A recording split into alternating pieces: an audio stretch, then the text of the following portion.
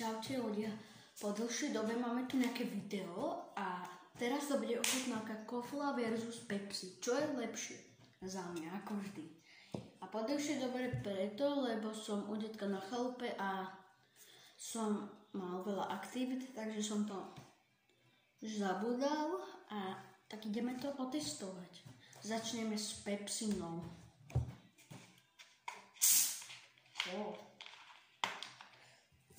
Dáme sem trošku. To pre mňa stačí.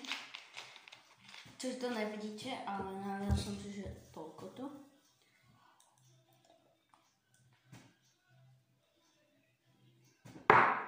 No, je to sladšie. No, je to dosť sladké. Jak Coca-Cola, nemám to Coca-Colu, lebo detko nemá Coca-Colu. A je to sladké, ale keď si to dáte do chladečke, tak je to dobré. Takto trošku. Tak.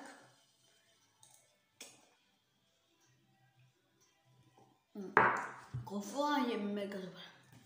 Máme na Slovensku, na Česku, to je mega dobré. To musíte ochutnať. To dobré. Možno lepšie ako Pepsi pre mňa, ale môžete si zobrať Pepsi, keď to chcete mať chladiace. Toto je lepšie chladiace, ale toto je dobré tiež.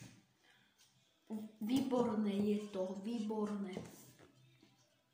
A viete o tom, že keď dáte tu 100 odberov na tomto kanále, tak pôjdeme natáčať obrovskú ochutnávku kyslých sladkostí. Tak prosím vás, dajte odber. Aj like môžete. To je asi všetko. Učím sa s vami a zasa na budúce. Ahojte.